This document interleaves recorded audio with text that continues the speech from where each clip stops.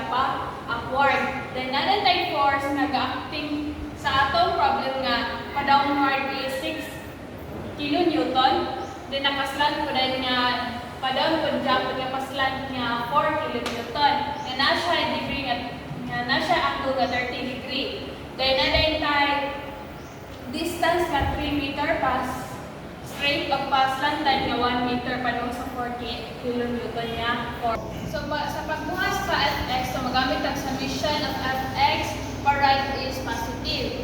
So sa nakita pa nato pagkuha nato right, so kaning na 4 kilonewton nga naay angle na 30 degrees, so duha na siya kabuo nga magamitan na mag-cosine ka sa mag-cosine ka basta Fx then sine dayon sa y. So x man atong ipangita, so cosine. So 4 cosine 30 nga angle mo na siya. Dayon natin type pa left na ax.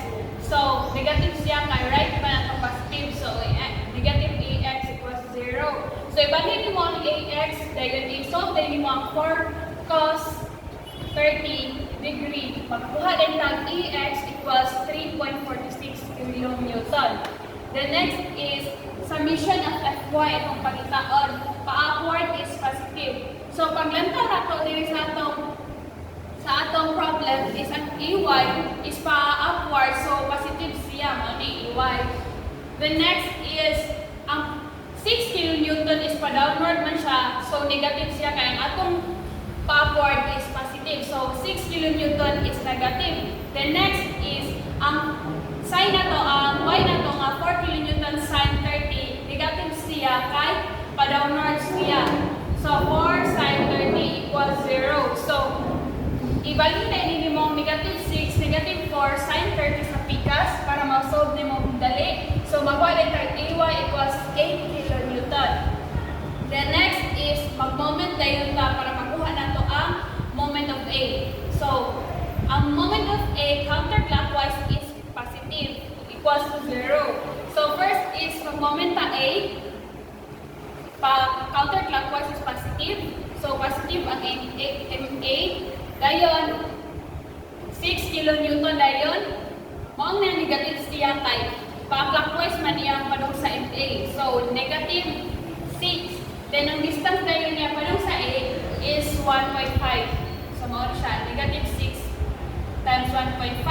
Then next is, di ba anak ko kaganihan nga duha ka bulk force ang mag-act sa 4 kilonewton kay na siya ang na 30. So first is gamitin nato ang cos. So mo ni 4 cos 30 nga angle. Then next is ang sine ko negative siya padulong sa A ang atong cosine of sine kay pa clockwise man siya. So 4 cos 30 dayon negative 4 sine 30. The next is ang distance dayon ang nilang kuhaan. So wala tayo 3 1.5 plus 1.5 equals 3 plus 1.5 dayon diri sa taas dayon cos 30 equals to 0.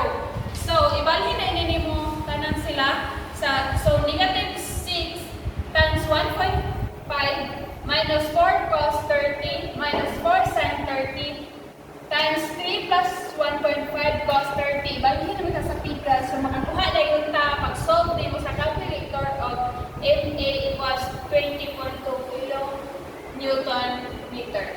Any question? Ano man mag-moment ka na? So, nga mag-moment of A.